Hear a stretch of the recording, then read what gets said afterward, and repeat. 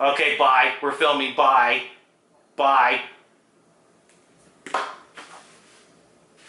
So that was my co-host telling me he can't make it because he's stuck in the restroom. Are we filming? Yeah. Oh. Hello, I'm Reed Charles, and welcome to Losers Talking to Losers. Nobody here is a loser. We're all winners. And my replacement co-host.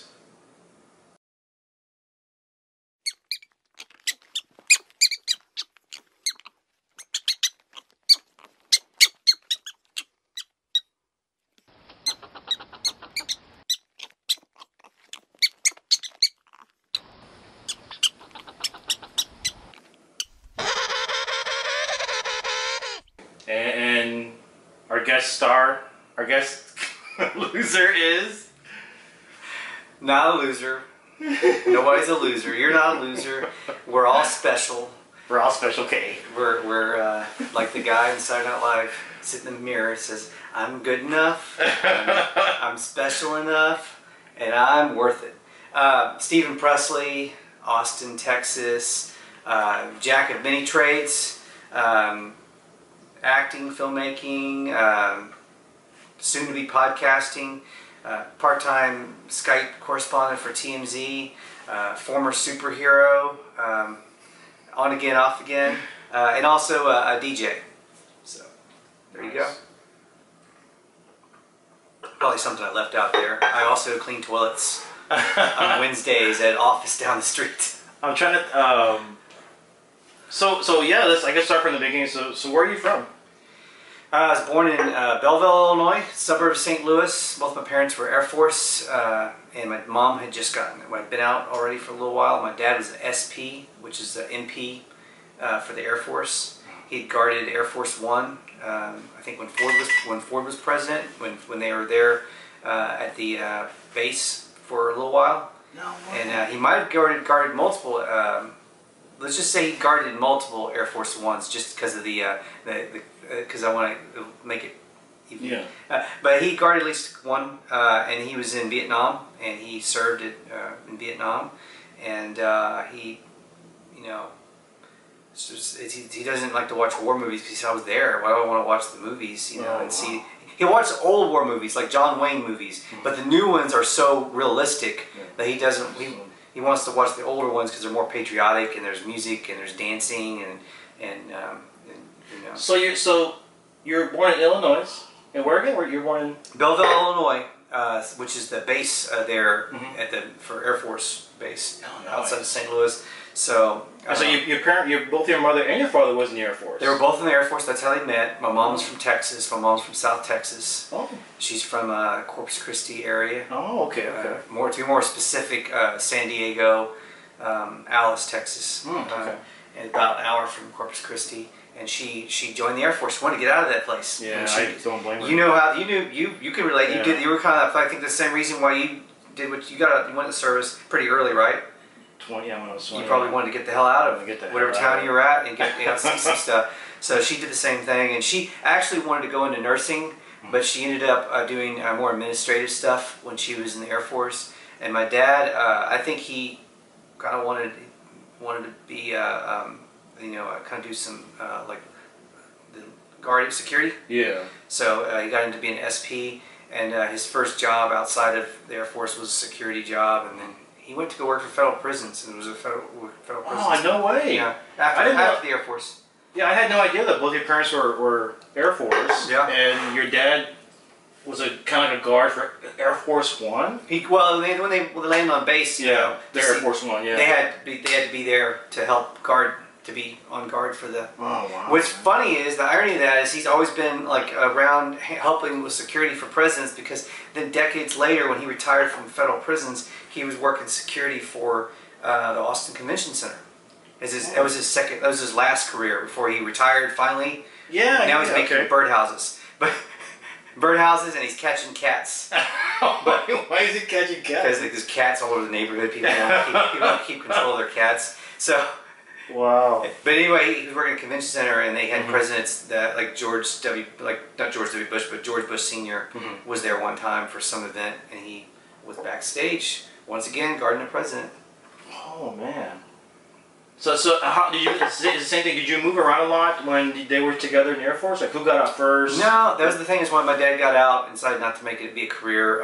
You weren't born when he was. Wait, you were born when he was. I was born while he was still in. He probably had a few months left. Oh, okay. In service, and then he decided to get out and then to get normal life. Yeah, no, back to the road. He had been in Vietnam too. Mm-hmm. Oh yeah. Wow. Did he ever talk about what he did in Vietnam or? No, I think he did not too much. Well, not the more like graphic stuff. Yeah. We talked about things like the drummer from this band, the Mysterians. Yeah. That had that one-hit wonder. Is it 98 or 96 Tears? Yeah. 98 Tears. That drummer from that band was drafted and then was stationed overseas with him. And then that song went to #1 while the guy was stationed. So the guy was like famous, and he didn't get to be in the States enjoying the success because he was at war. So he would play drums, perform in the mess tent. Yeah. So your dad was in the same unit with him. Yeah. Holy crap. Wow. Yeah. So he would entertain him sometimes during. You know, you could find out. You can find out by getting your dad's social, birthday, and everything you could possibly get on that information, and you can send it into the archives, military archives, and you can actually get a copy of all his paperwork, pretty much, without him knowing. No way, but you got to prove you're a relative, and you can see all. That's what I did to one of my uncles. I found out that he was in the Battle of Midway. And so it was really cool. Those are my grandfather's cousin. It's question mark and the Mysterians is the name of the band, and the song was 96 Tears was the, and it's listed on VH1's like greatest one-hit wonders of all time. Did he survive? Because that band didn't have any other hits after that song. Yeah, he survived. The drummer survived. He came back. I mean, they had to replace him while he was overseas. Yeah. He lost. He was but he was on part of. He was the recording on that. Like that's him playing the drums on that song. That's pretty cool. So after you were born in Illinois, a couple of months later, he ETS'd. Yeah, and then where'd you guys go? We were in Illinois, where my dad's family's from, until I was about to start, I think, first grade, and then we moved to Elgin, Texas. And, whoa, man! And home of the Elgin Wildcats, and I remember when first time I ever drove a car to LA. I was in LA, and I was on that, and I wasn't used to driving on the freeways, and I'm like, and I'm in this little Ford Escort, like a 19, or maybe it was actually might have been a Jet at the time, but it was still a little bitty car, and I'm driving around, and in LA, they will just run you off, like, there's no, like, get the hell out of the way. Get the hell out of the way. If you're not going 90 miles per hour, get the hell out of my way, or I'm just going to run you over. And so the first car comes zooming around me, and they're like giving me a dirty look and honking at me because I'm driving like what I'm used to driving on the freeway, regular speed limit. And I roll my window down and says, "I'm from Elgin. We make sausage." Because Elgin's it's like the hot sausage capital of the world, and they were known for hot sausage and cotton when I was growing up because they had a cotton mill or cotton. So growing up in Elgin, you went to high school there and everything. Went to high school there, and then that's how I ended up in Austin. It's later on. And so this trip to California was when you were in high school or after high school? No, it was later on, much later on. I had been to LA already a couple of times because I had friends that were out there. I had one friend who was out there freelancing, doing videography, and he worked. When you were in high school, you had friends who were doing that? No, like after high school. Oh, okay. This was like later. So you graduated from high school. You stayed in the Austin area, pretty much. Or? Went to Killeen. To Killeen, oh okay. Yeah, and I went to a junior college there, Central Texas College, and now they also actually have a University of Central Texas, and it's a very small school. Killeen. Campus is tiny, and hardly anyone's ever heard of it. Yeah, that's Fort Hood. It's right across the street from Fort Hood. Yeah. I can tell you there's some crazy stories about being. Oh yeah, there's on the highway. Yeah. But anyway, I went there for RTF and studied RTF there, and that was and stayed in a dorm and student housing. So how far did you get in college there? I was there for a couple of years. So was it? Where did you start getting the bug to do entertainment? When did that start? Really, when I took drama when I was in high school. Oh, okay. And I always loved TV and movies and was fast. And I did write. I wrote my first book, which I've got somewhere around here, and it was actually. Can I get it? I think I got it. I wrote it probably for a school project, and it was so it was my first foray into like creative endeavors. And if I can find it, it'd be really cool. See, what kind of book was it? You wrote a book on your life? Sci-fi. Oh, sci-fi? You did a sci-fi, okay. I did a sci-fi book, and it's it could end up being that it's in storage out in the shed, but I do because when I was recently kind of going through old stuff. We can. I know this thing has to shut down like every 20 minutes. Yeah. So we can actually during the break we can actually go and grab that if you want. Yeah, I'll bring it out. Anyway, I wrote the book. And I did illustration for it too. So it's more like a comic, more like a graphic comic book. And it was about a, I think it was a police detective. You did this in high school? Yeah. Okay. No, it might have been junior high actually. It was either late part of junior high or early part of high school. And you started it and you finished it when you were in high school, or did you? Yeah. No, I finished it all in one semester. It was a school project. Oh, wow. I did it for one of my school. No, I think actually now that I think about it, I think he was a teacher. He was a teacher because I had in the premise of the story, I had it where he could have been either a cop or he could have been a teacher. But I think what I ended up deciding on was that he was a teacher, and it might have been even a PE coach. But he got in some accident and he lost his ability to walk, so he was restricted to a wheelchair. Oh wow. But he he created a wheelchair that had like Iron Man, like all these gadgets. Oh, that's kind of like isn't there a show where the guy was? There's been some other stuff. Yeah, of course I wrote this, late '80s. So I mean, was it before mine? I probably don't know. They might stole your idea. It's called. So my character's name was Charlie Still. Charlie Still. Yeah, that was the character's name. And it was all set in the future too. It was all set in the future. Wow, man. But now, the thing is, it seems like if people lose the ability to walk, they get well, they lose their legs now. People are wearing prosthetic legs. And they're running like the guy that killed his girlfriend. Was he the guy from South Africa that shot his girlfriend? Oh yeah. He's got the prosthetic legs and he ran the Olympics. That's pretty cool. Well, no, he did, but. With him, no, it's not cool. Yeah, did you hear that? Did you hear that? Did you hear that, Muppet? Your witness. He said it's pretty cool. I got an asshole. This guy, he's got your back today. He's the only one that's filling in for your sub. It's because of you, Louise. That's why. So after you wrote that book in high school, you got out, you did a couple of trips to LA. I did a play, and I was in drama. I took drama freshman year. So yeah, I wrote that book. So that was my first foray into writing. And actually, my English teacher in junior high said that I should be a writer, and she actually had me pegged that I should go into writing. But then, so you were just dabbling in it. Was there ever a camera involved? Was this basically writing? Plays? Yeah, I went to school kind of before the gadgets were readily available for kids, middle class kids in Elgin, like lower to middle class. Cameras and gadgets and stuff we just didn't have. Now stuff's everywhere. You can make a movie with your phone. You can make a movie with your computer, your tablet. So I would probably have been making videos more, but it just would. So but gadgets weren't there. Gadgets weren't there, so I just couldn't. Unless you were rich, and you could get, then you had one of those big cameras, like home movie cameras, big camera or home camcorder. But those like only rich kids could have, could afford those. Or I'd have to spend, instead of buying a car, I guess I could have bought when I was in high school. I guess I could have spent saved all my money, bought a camera, which maybe I should have done that.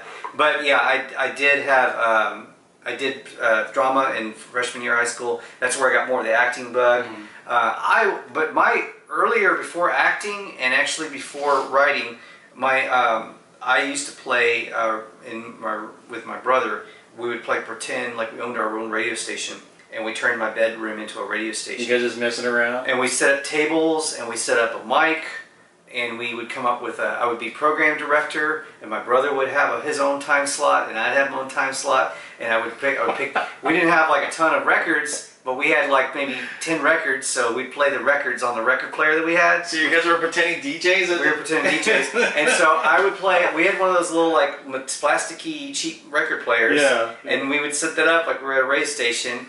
And then I had like a pretend mic, and I set that up. And so we were playing radio, and I was really a big fan of Wolfman Jack. Yeah, I remember him. When I was and I thought he was the cool. That was the coolest job ever. Would be to have whatever job he had was the job to have. And then when I got a little older, I listened to Larry King, and I listened to one. I was listening the night because what I would do is once I got old enough to have my own alarm clock radio next to my bed, I'd go to sleep listening to him and Coast to Coast. Oh, well, AM.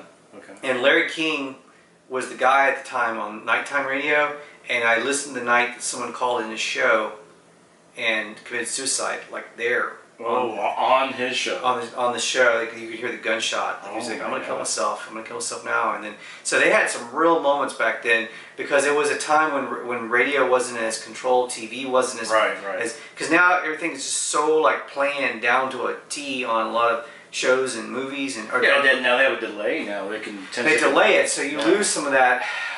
For better or worse. Well, spontaneity. You lose some of that spontaneity, and there's some guys that are still like. You get that from like Howard Stern on satellite radio. You get that from Alex Jones on InfoWars. Some of that spontaneity. So when did you start? Like, did you start? So you did everything in high school. So I had my phases. I had my 10 radio DJ phase. Then I wrote that book. Yeah. Then I did a play, and I got the acting bug from that. So then I did the idea that I came up with was I was going to go to RTF.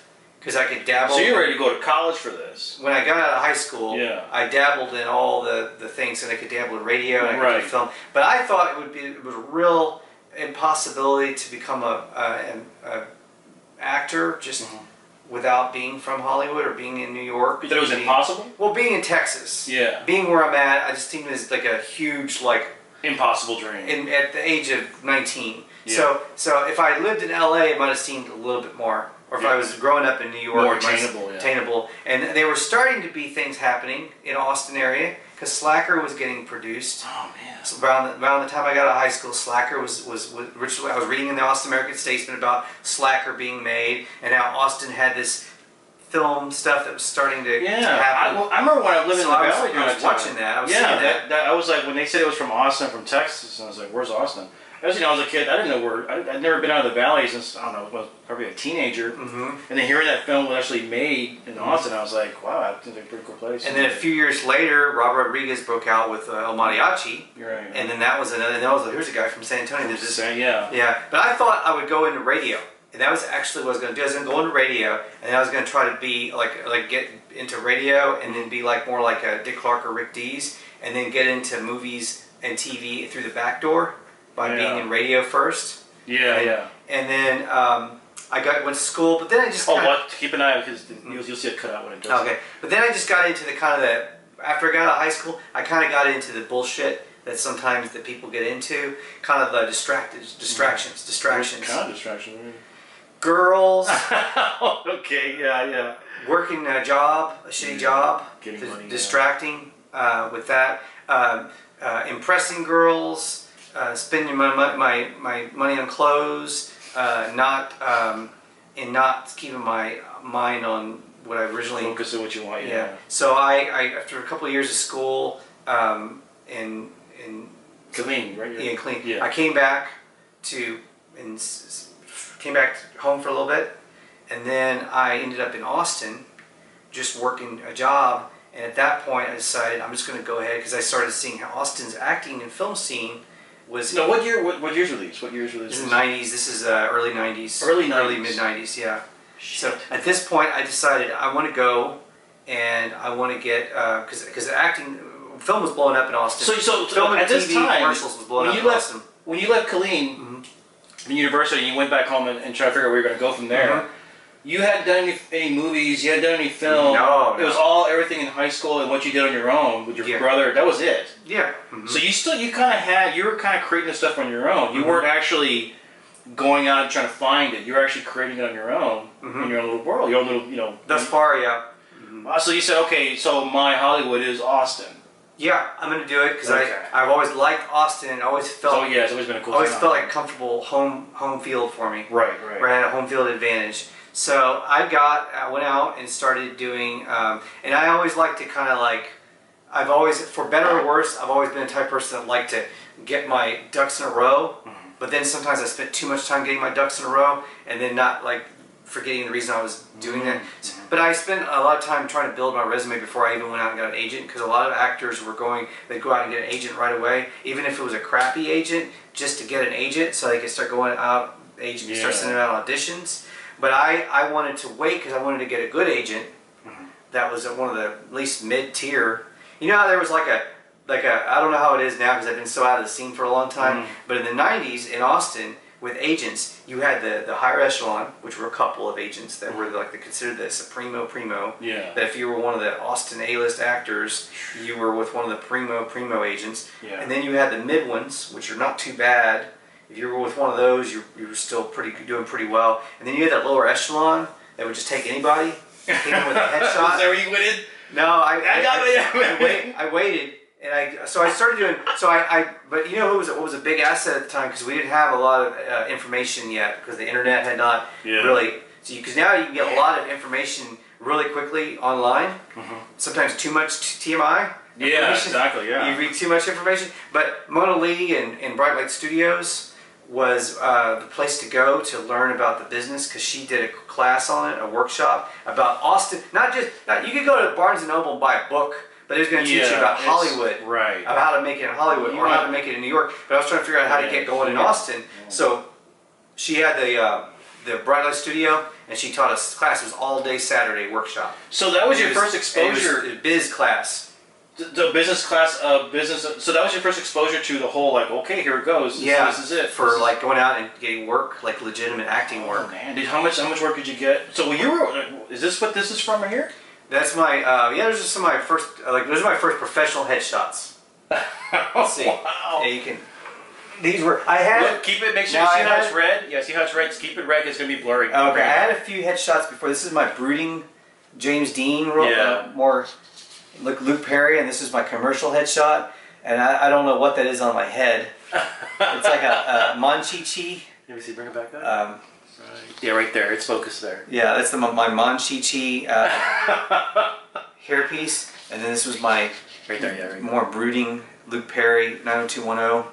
That was kind of the thing at the time. Was the side curtains. So these were the first ones you had done back then? No, first professional ones. I had done some amateur ones before this. Yeah. But these were the first ones where I paid some money and got a real photographer that was doing headshots, like a real professional. I think it was a couple years. I think this was like in 2003 when I was hanging out with Mario, and you guys were working together. Yeah. I saw one of your headshots on the wall there at Taco Deli. Yes, there's still still in the bathroom at that location. In that restroom. Yeah, still got one in the back room, and it's got a picture of me in there. I'm the one that put Uber nerd. Did I put Uber nerd?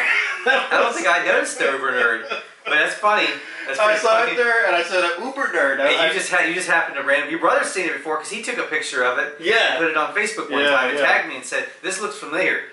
And you know, he had been there, I guess, somehow. How many random people have told me they've seen that? It's funny. That's hilarious. Man. And I'm thinking about how I've haunted some people too. Some people that thought like they hadn't seen me in a long time. Like, where is he? Where is he? Ex-girlfriends that maybe were going to eat Taco Deli, and all of a sudden they look around and see me there. You might consider trying this, looking into the rap. There's a thing called Rap Match, where they'll pay you to have a advertisement wrapped on your car. Oh yeah, I've seen those before. Yeah. Hey, buddy. Yeah, that's good. Did you ever consider doing Uber or Lyft to make extra money? I did actually. Yeah, Uber was definitely one. You did it? No, I didn't do it. I just kind of like. That guy Patrick that was here last night. He does Uber. Oh, he does? Yeah. Oh, is it recording? Oh, okay, it's recording. There we go. So let me go and just set it up. There we go. So I guess I could pick up.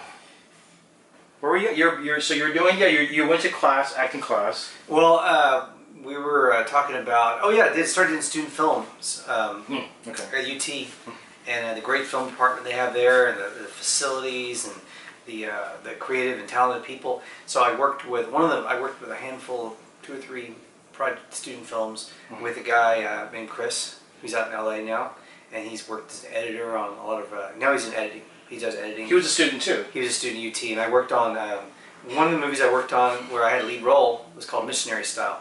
And it was about two guys or con artists posing as Mormons that were on a mission where we were going house to house to talk about, you know, they dress up in a suit and a shirt and tie, and we rode around on bicycles, and he made it real, like, kind of goofy, where we had our bike helmets, we're riding around with the white shirts and ties and our Bible and our books under our arms, and we're posing, we're con artists, we're posing as a, and I thought that was actually one of the best acting jobs I'd ever done. Sue Billich, I don't know if you know Sue Billich, she played a lady that basically knocked me out at the end of the movie because she caught me trying to steal her life savings that she kept hidden under her bed. She killed me with her bedpan. She was a sick lady in a deathbed, and she knocked me over the head. But anyway, yeah, we did that movie with him, and then he did some sort of war film. It was a short, and I had a little bit part in that. A war film? Yeah, he did a war film. Like, we were in Army gear, and we were out in the forest. We shot it out in the woods, and I don't even remember the script on that as much. But so these are all student films you're doing at UT. Student films, amazing. Boom, you're getting. I was working like I was doing almost every other week. I was working on a different one for a while. I had quite a run where I was working as a shoe salesman at Highland Mall, the now defunct Highland Mall, and I was working on making commission. So during the back to school and during the Christmas holidays, I'd work a bunch of hours and make a bunch of money, and then I'd save up and get new headshots or save up some money to take some more acting classes. And then I would, and he was a real cool guy I was working for at the time, would let me off whenever I had an audition, or he'd let me come in an hour late, or he'd let me take off for an hour and a half. So I was really lucky, because not everybody, I don't think everybody gets that lucky. They have to move around a lot of jobs to finally find a job where they can get, so that helped me a lot in the early days. They had someone there that was supportive, and and in retrospect, I wish I had more of an appreciation of it. Looking back on it, at the time, because I realized how rare that was to have that. I think, man, dude. So you are doing student films for UT. You're doing some commercials and some real films. Well, once I got an agent, I that was the next level. And I actually did get some paid work on my own. I worked on a cookie bouquet commercial, which aired nationally, regionally at least. Wow, man. And I had a really good part playing an office geek. I was wearing like bifocal glasses, and I had my hair kind of funky. Yeah. And I was wearing a pocket protector and a white shirt. And I've got all that stuff on VHS from the 90s. Yeah. And then I worked on a lot of extras. Of course, I was extras in a lot of stuff, and I made extra money working as extras on a lot of shows. I worked with I made for TV movie about these two lesbians in a scandal with Valerie Bertinelli. That was filmed here in Austin. I was an extra in that. Yeah. And that one I worked multiple days. And I worked on a bunch of other stuff. Just went on and on. I worked on America's Most Wanted. I was on America's Most Wanted, which was one of my first. That was actually the one that was the biggest deal, because that was aired all over the country. So everybody saw it. That Shades of Life, I remember hearing about them. That's here in Austin, right? That was a Austin Access TV show. God, that went on for like 7 or 8 years. He really went on a long time with that. Yeah. I'm amazed how long he went on with that. I've seen some of those shows back in the day, and they were ridiculous. Man. I was in the original. Awesome. I was the original cast, and I was on the first few. Yeah. Man, Shades of Life. That's funny. Home Fries. Oh yeah, I remember Home Fries. It's filmed in Taylor. Yeah. And with the Jake Busey, and I think one of the Wilson brothers is in it. Drew Barrymore. Yeah. And that was a fun work. Man, so I remember you were telling me a story about when you met Angelina Jolie. Yeah, it was I think it's a movie that Mona Lee Fultz worked on. It was a mini-series for CBS. I believe that was called True Women. And I was an extra as a land surveyor. Yeah. And it was a CBS miniseries, and it was I think it was either the first, if not one of the first, roles that Angelina Jolie ever had. Wow. Dude. I saw her on the set the day we were filming, and she was great. She was cool. no, it was Gorgeous. but it was nobody knew that. I didn't know who she was because she wasn't famous yet. She hadn't done Gia yet? You No, don't think so? Really? None of that. She wasn't famous yet. Oh. She wasn't even a lead on this movie. She had no lines? She had some lines. She did have she was one of the leads. Mm-hmm. I take that back. She was one of the leads, but she was not famous yet. And so you have to realize this was a made-for-TV movie. Yeah. Made-for-TV movie. So this wasn't a feature film, like in the theaters. So this was a mini-series. So she wasn't A-list by no stretch of the imagination. But I'll tell you what, it was almost within a year after that she became a boom. Because she got together with Billy Bob Thornton, and they became a power couple. And then she started landing roles. But I thought, the day I was working on that movie, I saw her on the set, I thought she was another extra. And so I was at the crafts table and loading up on some snacks. Yeah. And I was and she comes over and she's over there, and I was like, oh, that's that girl. Who is that? You're like, and she did this. I was like, why, hello. And I was She actually talked to you? Yeah. Holy crap. And I was like, hi, how are you doing? And I was like, I think she's going to flirt with me a little bit. But I had no idea who she was, and it wasn't until the movie came out that I was like, oh, she was one of the leads? And I was like, that's crazy. I didn't know she was one of the leads. And then after a year passed, I started piecing it together. She started becoming known. I was like, that's a girl. Holy crap. So you had no idea who she was until later. It's like, hey, that's a girl that was flirting with me. It's possible that she, I think she was kind of a freak back then. So yeah, could have been maybe something. She would have had a vial of your blood. And she might have. Remember, she kissed her brother. She made out with her brother. Yeah, go look at. I remember. Yeah. In the Oscars, she won, or her brother won an Oscar. Yeah. Once for something. This is a couple years later. And they made a couple years later, and she made out with her brother. And it was a huge deal. Like, people made a big deal about it. So she was a little freaky, a little weird. Damn. So she probably did take extra boys back to her hotel. You would have been one of the victims. Holy crap!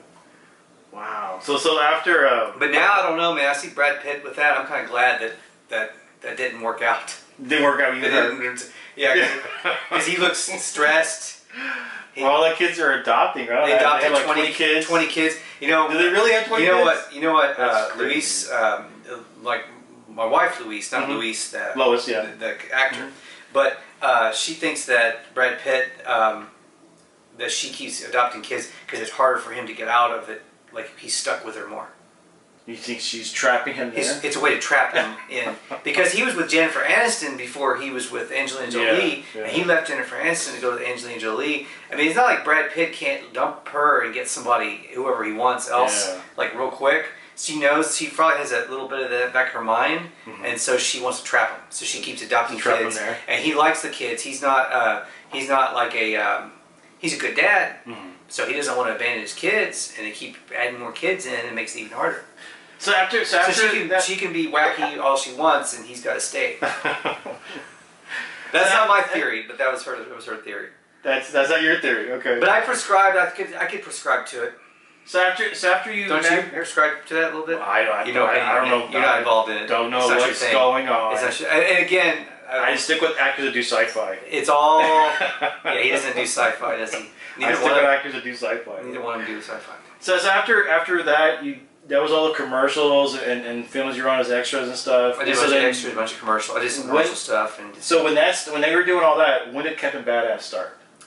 Guy, a friend of mine, had been taking some acting classes with me, and we went and took casting director Barbara Brinkley's workshop, and that was the first time actually I came across this guy, and he was kind of a odd character, because one of the people, when he talks to you, kind of is like looking at you, kind of like looking at you right. You know, people look at you like, oh, weird, like back up. It starts getting kind of creepy. Yeah. But anyway, that's the way he would look at you. Yeah, he does it to everybody though, and he creeps out a lot of women doing that. But anyway, he wanted to do projects, and he wanted to make movies, and he was trying to get me to do a movie with him because he wanted to do a movie, but didn't want to do one on his own. He wanted his collaborators, and he pursued me for 2 years to do a project with him, and I had not ever done anything like that beyond just playing around, goofing around stuff. But finally, I had a dream one night I had a dream about where I was a superhero, and it was a comedic, and it was at a crime scene, at a murder that had taken place by a swimming pool, and the leading lady in the dream, the leading lady character was actually Britney Spears, and I was a goofy superhero, and it was a lot like kind of modern day Greatest American Hero. Yeah. Or like Ant-Man, kind of those sort of kind of silly, you know, comedic.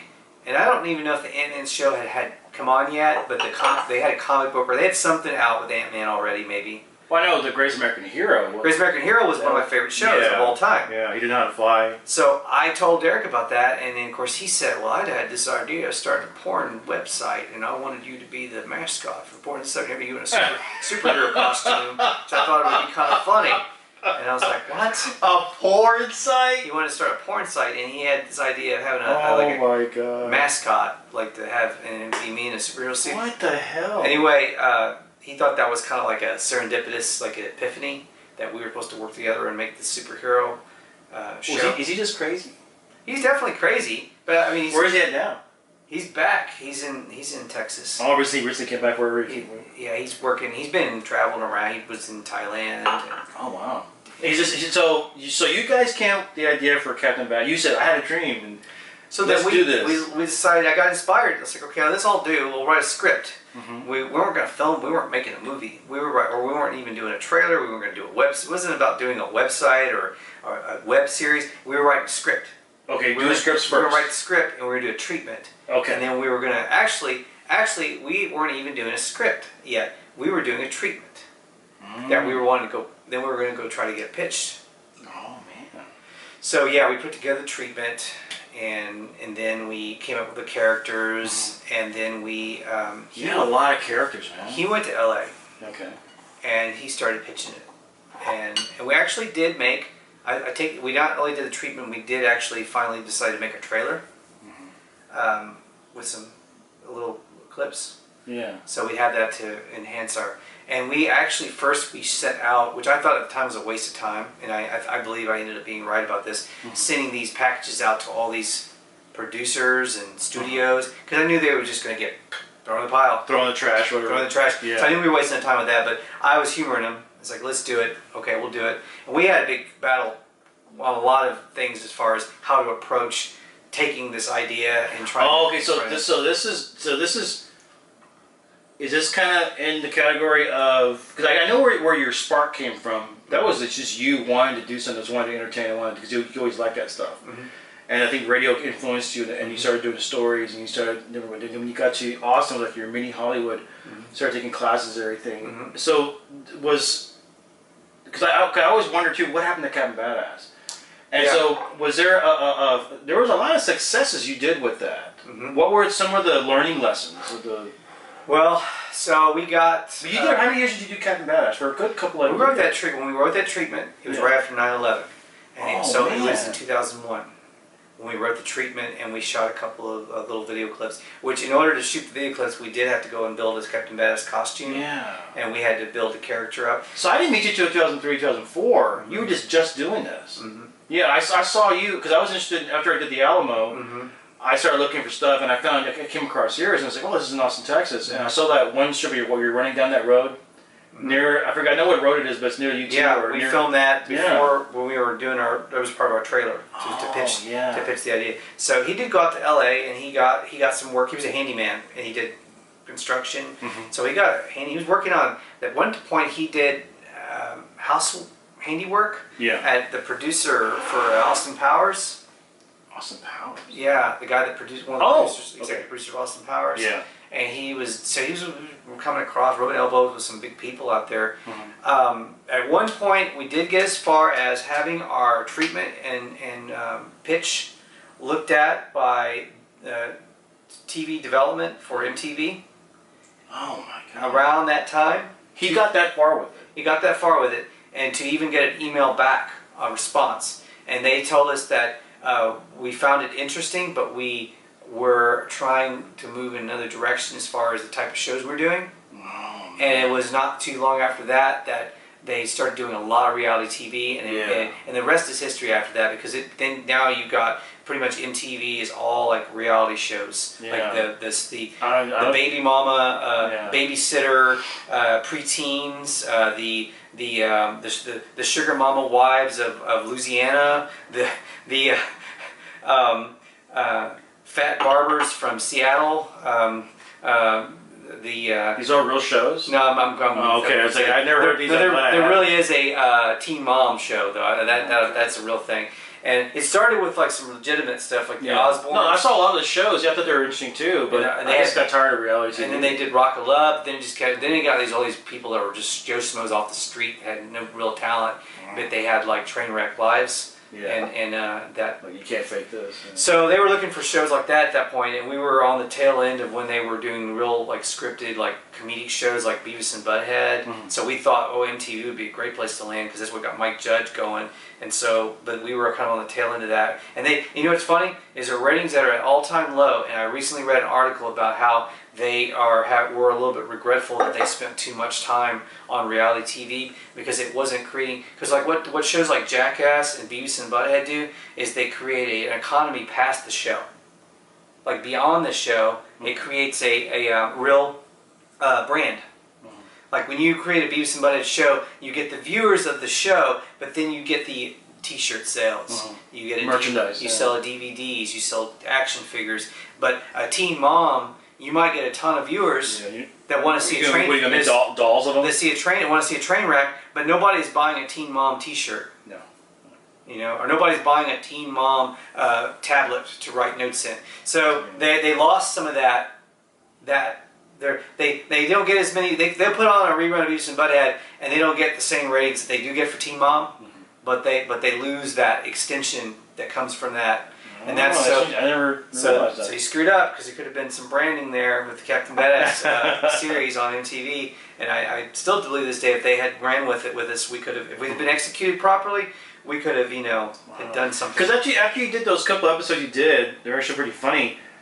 It got, I was a learning curve because how many episodes I didn't really ever go to film school. And since I didn't have a camera in high school, I wasn't making movies like all the time, like Robert Rodriguez was making movies all the time. And bless him for getting out there and doing it when he was doing it and being committed to it early on and sticking with that all the way through. But so Captain Badass was actually a learning learning process. Yeah, so on the job training. When to cut a scene, like when it's too much. You were learning all that. Learning all that. So, but we got from we skipped around a little bit. So we got to LA. We pitched. We didn't really get anywhere with that. We got some close on a few places. Yeah. I came back to Austin after a little while and needed a break from it. Came back to Austin, started working, just living. I needed some time just to kind of live. And not be consumed by Captain Badass because it had become such a part of my life for over 2 years. So trying to pitch it and stuff. So I came back and it was one day that I had started seeing social media and what it was doing for a lot of artists, like bands mostly at the time, to promote themselves and get themselves MySpace, on the map. MySpace and was I just got this epiphany. I was like, what about superhero on social media? Would that be as interesting as a band? It might be more interesting than a band. And so it got to a point, there was a point about several months in that everybody on MySpace had a top 8. That was the thing, and you could decide what your top 8 friends would be. Yeah. Remember how silly that was? I remember that, When you pick your top 8, and how ridiculous it was if people get mad if they weren't in social media. And they weren't. I remember that. And how we've moved away from that now in social media. It's become a little bit more mature, I guess. Yeah. But that's hilarious. There was a time where Captain Badass, it was either Captain Badass or Tila Tequila. Oh, wait, stop. Okay. Went out. Go ahead and turn it off. It's recording. There we go. So talk. Get back to we were talking about Captain Badass. Like, how many episodes did you do? Because there was a lot of characters you had. Well, we didn't do episodes in that we had like regular full length, like 22-minute shows, but we did a little vignettes, is what some people would call them, and some of them were recycled from our trailer. That when we shot a treatment, we wrote a treatment and did a trailer. I took some from those and put them out like they were vignettes, and then I made one for Red Bull, which was for the Red Bull Flu Talk. when we did a Team Captain Badass. Yeah, And the that Red was Bull Flute cool. Hog, every team had to make a video, and so about their being in the Flute Hog, and so we made a video for Captain Badass, and that was one. I made the cribs. That I produced with Mario. That's one of my favorites. Yeah. And Nick helped us out on that too. Nick too. Yeah. When coming up with ideas, and that was mostly improvised and just us coming up with ideas, the three of us, as we went along and shot it, and that was fun. So we did cribs. We did also. Then, like I said, some of the ones that were from like the trailer, which was the Freddie Joe, actor Freddie Joe, where he pulls me out of a bathroom stall. Yeah. And then there was a... That's one of the first videos. First ones. One of the first ones. So I didn't know what the hell... We didn't know what the hell we were doing when we did that. And then we did... I'm trying to think which other one. There was a couple more in there. Yeah. So, yeah, there's probably about 5 that actually made it to... the web. Because I haven't been back there in a while. I was like, man, I gotta go back there and watch those again. I keep the website up just because of all the work that went into it. I felt like it's there for it's a referral way to refer to the work. Because I remember Mario would talk about when he was helping you out film this, and the one story that I thought was hilarious was when you're dressed up as Cat Badass down 6th Street on the west side. And you're like saying, I'm in my hometown, making sure crime's down, and then some car drives by, just a complete stranger, and say, "You suck, Captain Badass," and you're like, "Yeah, I lose my fans." And then you kept on rolling, and then you said, "Let's do that again." And then Mario was saying, like, that was like hilarious. Didn't want to use it, and so I was like, were those issues too with the like getting past? Because I remember when I was working with Sam and Chocolate Blue, we tried to get you to come on the show, but yeah, I didn't 100% trust Cyborg. Yeah, Cyborg. Didn't really trust them 100% that they would not make fun of you completely on the show. I was like, I'm sure they would have. The question is whether they would have like completely made fun of me or just made fun of me like most of the time. Yeah, they wanted to, but that's what I'm saying. Was there always that kind of thing going on too? I think there was even a time where Captain Badass came across Cyborg Sam like out in public when we were both in our... What? I think that I don't... My memory could be wrong, but I seem like that had happened at one point. Did you get his dog? I didn't know him very well at the time, and I think he knew me very well at the time. But I do, if I remember correctly, I think that did happen at some point. You just ran across him as... We were both at something. Trying to promote what we were trying to promote. Wow, yeah. In character. So you were making? Was he a villain? Was he one of the villains? People were trying to say, "Hey, there's your arch nemesis." Of course, Austin's always had weird people that dress in costumes. Yeah. So we would come across. That's how we got to know Leslie. Yeah. Because there was times where there was run-ins between Captain Badass and Leslie. And eventually, he became a real part of Captain Badass's world because we used him when we did the Flute Hog, Red Bull Flute Hog, and then we always wanted to film a video using Leslie playing a character, but it just never worked out. Time kind of got away from us on that. But that was, and then there was a guy that used to dress, that called himself the Bat. He called himself Bat Guy or Batman. And what it was, he had spiked blonde hair, and he was pretty ripped. And he would walk around with his shirt off, and he had a giant Batman logo tattooed on his chest. And he would wear like leather pants, and he walked around town calling himself Batman. No, was he? So we came across him a few times, and he had, it's like he wanted to fight or something. He was like, "What are you doing in my territory? This is my territory." Are you serious? So now, last I heard of that guy, he was selling cars, like he was a car salesman, and he wasn't doing the Batman character as much. Yeah. There was also the guy that was on, because we did an interview with, at the time, it was Current TV. And I don't know what they're calling it now, but they were doing a special on Austin, and it was during South by Southwest. They interviewed, yes. And they interviewed me, and we went and drove around town and talked about the city, and it was fun because I got on the intercom and was out blasting people on the street, like giving them a hard time. And they went later and they interviewed the guy that did his he did surgery to make his tongue like a lizard tongue. Oh. And he has his whole body and face tattooed like a lizard, and he has his head shaved, so they call him Lizard Guy or something. And so that was always so he was in that. They interviewed him at the miniature golf course, and I think he has a lizard girlfriend that has the. But he basically got his tongue surgically redone to look like a lizard tongue, where it's got the split in the middle. That's crazy. Look up Lizard Man sometime. Lizard Man? Yeah, Lizard Man. He's in Austin. He was in Austin. So after you like, you went like what, maybe a good 8 years, almost 10 years with Captain Badass. Captain Badass was finally put on what do you call it, dry ice or ice? Yeah. In a cooler. In stasis. Yeah. You put him in stasis. That's where it sits. Yeah. It's like the Batman when Batman Returns. It's ready to go. It's ready to go. Just open Behind those doors. I got a beard now, like Christian Bale did in Batman Returns, wow. And he's like kind of like a little bit like he's. Well, because I know he's hobbled. You saw Batman Begins, right? Yeah, he had to bring himself back up to prominence, and he had to get his leg back into shape. But you had redesigned the costume too, the new boots and everything. Yeah, and the gloves. Towards the end, I did some photo shoots, and that was one of the. Yeah, that's a good one. Yeah, that's the last probably photo shoot I ever did as Captain Badass. Wow, and that's a good one. I like that picture. Yeah, so that's with Gus. With Gus and you hold friend Celeste Danger is a great photographer. Wow, she does great portraits, people portraits. She's got a really style there. Like that. So I had the boots redone to where they're actual real boots. Because we used to just have those things that go over your shoes. Wrap around, yeah. And they were always coming undone, and they would get like crappy looking after you wear them so many times. And I had the gloves new gloves made because the other gloves had fallen apart. And that was mainly it. Mainly, I think the way the cape was coming loose, so I had the epaulette, the cape to where it was a different way to keep it to stay on. Have it attached to the actual. To where it attached. Yeah.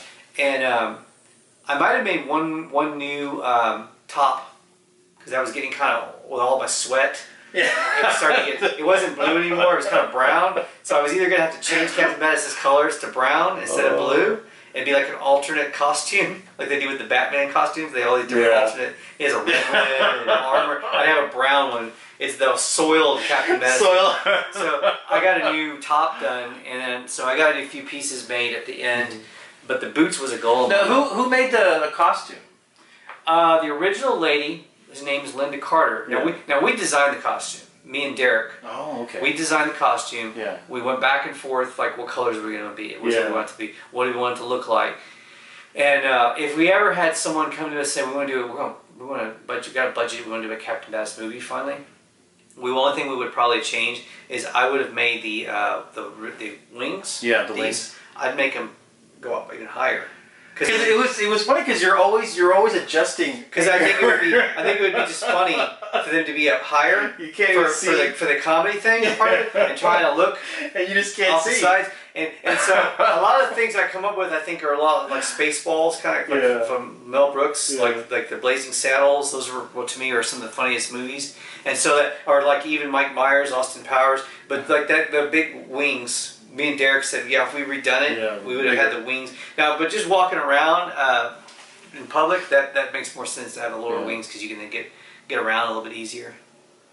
And that's really funny. It's a funny costume. We didn't want it to look too much like Superman, so we said, let's not do red. Badass. We'll do orange. Instead of red, we do orange. And we want it to be a little bit of a spoof of Superman, but we don't want it to be exactly Superman, so we changed to orange. And then we kept the yellow. The epaulets. We added the epaulets on because it's a captain, and then we captain epaulet. But then I kept the kind of curly, like curl in the front, which is inspired by Superman. That's funny. So you did a good couple episodes. Then you went to Cribs. It was your Cribs was hilarious. Cribs was fun. It was constantly evolving because we were trying to decide. Because what happens, Captain Badass became a viral thing on the internet before there was even a video of it online. Oh man! It went viral based on pictures and a few blogs and on MySpace. And this is before any of the superhero stuff came out. Yeah, Marvel and all that. Yeah, before the Marvel Galaxy really started to come onto the scene, and so that was there, and so what happened was we created an audience before we created content. And even had the character really wasn't developed fully. Yeah. Like what I wanted to do. I mean, we had a script, but after you write a script, sometimes it's a process developing the character. It just organically grows. Yeah. The character organically grows. And if you watch in TV shows, if you watch like a first episode of a TV show, sometimes you can see the acting's not as good. It's way different. It's way better. Yeah. That's why they say the best season of most shows are usually like the season 3. Or season 2 or season 3, because it's at the point where the writing's still fresh, they're not getting burned out writing the show, and they're not recycling or regurgitating some old stuff. You know, or shows are on too long too sometimes, or they're on for like 10 years, and then they start just recycling like old stories. Jumping the shark. Jumping the shark, exactly. Jumping the shark. So like that with me, we had not even developed the character yet, so we felt pressure. We have to give people something. And that's when we started rushing, and we did a couple of videos, and they weren't as good as they should have been. What I did is I took the trailers, and we rushed those out as the first episodes of Captain Badass, and they were just trailers we made when we were basically still learning how to make a video or a movie. Yeah, learning how to film. And yeah. So really, I got people rip me apart. Some people were very pleased, very excited. Very happy to see Captain Badass on video. Already haters. And there were other haters, and even my buddy from San Francisco who was producing for Current TV said, "Man, a lot of people are a little bit like had high expectations and wanted to see." So we were kind of waiting, and we were excited. Then what do you mean by that? What do you mean? They're wanting more. They were wanting more. They were like expecting more, and this was like kind of a disappointment. Oh, damn it! So. That's when I was. You think it was a serious missed opportunity? I think that there were absolutely early on, because if I'd had my shit together and knew what was going to happen and had been ready for it, right. and had the character already kind of figured out, and had what kind of episodes or what kind of vignettes were we going to do for Captain Badass? Right. How was he going to be rolled out? In terms. And also remember, we did some flash animation comic strips too. Yeah. When we were trying to figure out what we were going to do, so we did some flash animation comic strips as kind of a filler. Yeah, it was kind of cool. It was really impressive stuff. Yeah, and those actually got really good reviews. But when we put the videos out, people they were just the trailers, the first episodes. So it wasn't really until Cribs that we actually went and started creating something that was more like driven for actual online viewing, where the trailers were intended to be just sort of a part of a pitch to someone in their office. Because I think that's what it was too. So I wanted to see where we were going to go with this, and I wanted to help out, but you never really, I guess real life comes into account and everything, and then things just happen. Yeah, and so when you hung it up, you didn't feel like you were hanging up forever. Yeah. Definitely, because you think you'd like to go back to it eventually. But so after you kind of like put that on stasis, what did you have to DJ and to do that to that? Yeah, I was already DJing a little bit just to make some extra money. Yeah. And then I got, and I always liked, like I said, I was played radio DJ in my bedroom. So now it's what are you doing now? Do you still do commercials, still do films, or what are you doing? I haven't been on. I currently don't have an agent, and I haven't been on a actual I went on my first audition that I had been on in years, well over a year ago. Just randomly went on one, and I had not been on one in a long time. It was for a commercial. I don't remember what it was for. It might have been for like a grocery store or an ice cream or something. And it was fun. I was actually pretty easy. I wasn't nervous the thing is like you do your best work once you don't care anymore. Right. Exactly. You don't care, because I cared so much for such a long time, to a point where it was like. So that's what I was trying to get at too. Is was that kind of what's going on? What happened to Captain Badass in a way? Is that you? Yeah, well, with Captain Badass, like I said, I took a break because I was burned out on Captain Badass, and I needed to get away from it because I had so many things. Like towards the end, I had a contact from someone that was claiming to be from one of the networks that was interested in kind of filling me out about doing a reality show around the character, and so there was so many things like that where like, oh crap, okay, recording, there we go.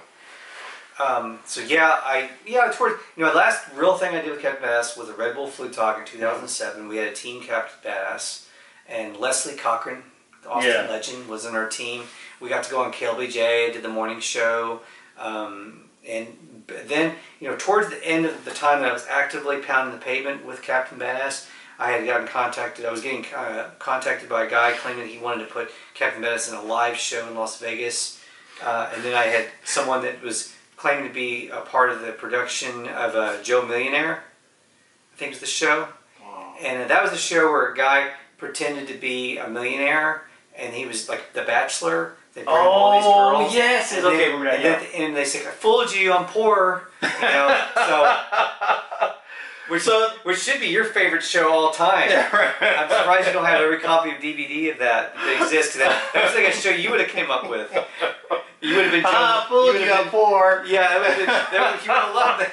That would have been your pitch there. I think they took that idea from you at some point. They must have taken it out of my brain. Yeah, they took it out of your brain because I think there was a show that you would have come up with one day. While sitting at Spider House, you would have been like, I got it. It's a show where I pretend to be rich and it's like The Bachelor, but then at the very last episode, it's like, fooled you, I'm poor. That's hilarious. That's the joke.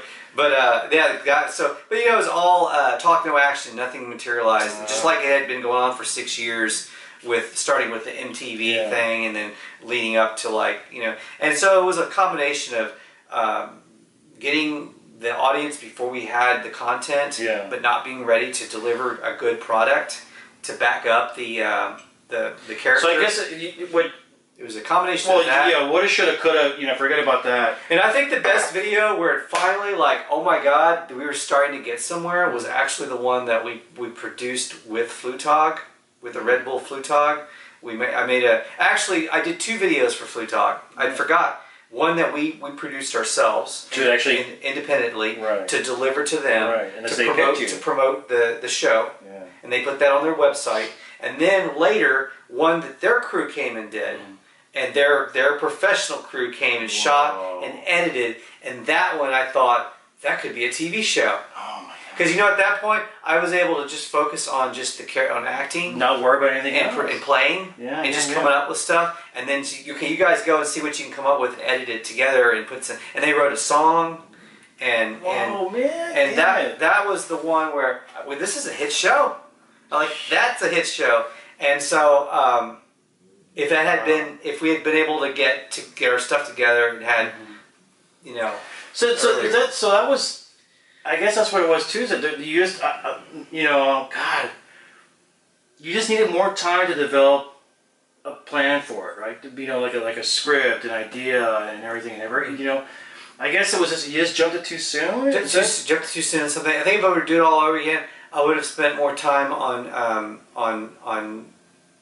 writing blogs and just taking our time and being methodical, because the internet wasn't going anywhere. No.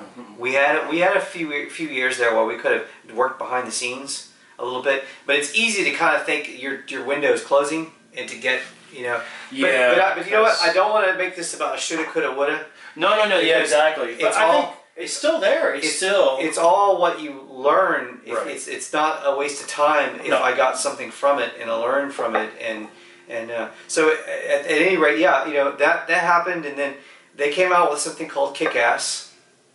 I know, and I remember and I was like, "Whoa, these sons of bitches with it," Yeah. And I had always told my parents, if I don't do this, someone else is going to do something else like it. Yeah, I know. And Kick-Ass 2, by the way, was a bomb. Yeah. And Jim Carrey walked off the set. Whoa, I didn't know that. Because he said it was too violent for. This is originally from Captain Badass. Did you say that? Yeah, no, that's what he probably said. Well, it's a comedy, and he said this is too violent and dark for comedy. He said, I'm a comedian, and I know this is too much violence for comedy. But anyway, they had their issues on the set on the second movie, but I've always contended, we don't know for sure. It could be just a lot of coincidences that happened at once. Hollywood does steal stuff sometimes. Oh, yeah. The guy that used to be Kirk Hunter's neighbor had Rain Man stolen from him. Or that's always been the story that I've heard. Oh, is that he had wrote that movie, and it was called something else. Like, it wasn't called Rain Man, but it was called like Snowman or something like that. It was very much like it, and it was the same premise, same story. It was basically that was even more. Let's go with this one. So go ahead. Yeah, we have not much time on this one. The batteries are kind of dying out. Gotta get new batteries. So tell us where you're at now. Well, I've been doing DJ and lights for special events, weddings. Worked a couple of years at South by Southwest DJing events for them. Yeah. Through High Beam Entertainment, and I do a lot of weddings, and I do quinceañeras and birthday parties. So I DJ at bars downtown, and doing special events. I haven't really been making movies or doing films lately, but I have been working as about once a month. I'm a Skype correspondent for TMZ. Very cool. And I've gone on there and I've accused Bobby Flay of poisoning his wife. I saw that one. I've accused Clint Eastwood of trolling Michael Moore. So I've had some fun with him on the show, and it's been giving me really good experience being back on camera and talking and getting comfortable on camera. As I'm planning on doing a podcast in the coming months, and I want the podcast to be a pop culture think tank, but out of the box, kind of not the stuff that you see on Entertainment Tonight, kind of more like off the beaten path a little bit. Like as an example, like one of the first episodes, I think one of the topics is going to be talking about the phenomenon of actors with big heads. Oh, you're talking about that. I don't want to give too much. Yeah, I can think of one right now. Actually, yeah. So that's going to be a topic in an early show, and we might talk about our aliens taking over Hollywood, just some fun stuff like that. Wow. So you did like what, 6 episodes of TMZ right now, right? You've done 6 of them? I've done 6 episodes. I started off, they were doing this TMZ live just online only. Yeah. And they had the TMZ on TV and then TMZ online. And I saw one day on my Facebook newsfeed, they were looking for Skype correspondents for TMZ, and I was like, interesting. So I emailed them, like it said, email us if you're interested. And they actually emailed me back, and I was like, wow. I was like, okay. And they send me topics. And then they had me pick out a couple, and then they auditioned me on the Skype to see how I would do talking about the topics. Do they know about Captain Badass? Do they know? No. Really? No. It's very, especially the first few I did were very like on, talk about what you have to say, then get off. Yeah. And they would not, they're very like adamant about not promoting anything while you're on live. Okay. But then you'll see, So maybe later, maybe I might be able to get away with it. But come in the suit as I get. Let me tell you something. Now, the time before last, he actually broke off from the topic we were talking about and was asking me about my color of my paint on my wall. And that's the only one I actually haven't posted on Facebook yet of the videos I've done with him. But he was like, "What is that? What room are you in? Because that is bright." He said, is that the bedroom? Is that a bedroom? He said, that is really bright color. And they just went on about that for a while. So that was the first time we broke from the subject that we were talking about and went into more of a conversation. It'd be kind of cool if you just happened to put that picture behind you. That could have been a subtle way. As I told him, it was the man cave. Like, you can call this the man cave. It would have been a subtle way because I actually built this I actually designed this room with the idea of it would be a studio. The one I wanted to do a YouTube show or podcast. I think I was the idea too, was to come by here and do it at your place. It's like, we've been wanting to kind of go, Louisa talked about it too, like going on location. It's like, well, I guess we could probably do it, as long as we have, everything closed off, everything good, and enough real good lighting in this room. It's good lighting. Good lighting. So that's pretty cool. So I guess this will conclude, I guess, who we see or where you're at. And we can say bye now. We can say bye now, and we can continue talking, and then But thanks for doing this. I really appreciate it. I want everybody to know that we couldn't have done it without this guy. We couldn't have done it without him. He's been very supportive in being Reed's co-host, and like a good co-host, he kept his mouth shut the entire time. The only time he got out of line is when Reed was changing batteries. He was a little bit. He stood up and he took a piss in a teacup, which was very inappropriate. I was very embarrassed. He's not doing anything right now. But other than that, he's been really good. And the dogs haven't chewed him up yet. My dogs are sitting. You don't see them, but they're down here, and they haven't completely chewed him up like a toy yet. Don't leave him on the floor. They might think he's a toy. Let's go. We're pretty going to attack him. Well, I guess that's it. We'll say bye. And what I'll do is I'll just cut right here. And then now we're going to add this in. We're going to add this in. If you want to talk about Captain Badass.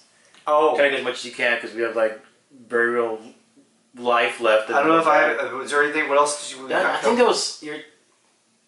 Yeah, I was just kind of curious about that too. Is this when you and Mario started working together too? And so how was that working with Mario? He's very hard worker. Yeah. He's very talented. I hope he's still doing stuff with filming. I don't think he is. In production. Is he still in Mexico? He's in Mexico. He got married. That's what I did not know that. He got married. Now he filmed weddings. Yes. When he was in Austin, one of his jobs was he filmed weddings with one of the guys here in town on the weekends. What was his name? But he's a talented guy. Yeah. I hope he continues working, and if he's not, I hope he gets back to doing it at some point. Yeah. Because there's movies to be made in Mexico. If he's in Mexico, there's movies to be made there. But you know, they used to say a mind is a terrible thing to waste. The talents and creativity is a terrible thing to waste. So don't waste your talent. Don't waste your creativity. You know, take care of yourself. Make sure you're always doing it for the right reasons. Mm-hmm. But you know, and if you need a break, take a break. Pace yourself, because what happens is some people, they hit the ground running and they're like full high octane for 4 or 5 years, and then they just burn out, and then they don't have anything left in the tank. So don't be afraid to be even keel. Yeah. Pace yourself. Look at some of these people that have success kind of in spurts. Yeah. And then they disappear for a little bit, and then they have some more success in spurts. Instead of just having like a colossal amount of success for like 5 years and then just like completely just disappearing because they got burned out. Like, I think to a certain degree, I think Richard Linklater does that.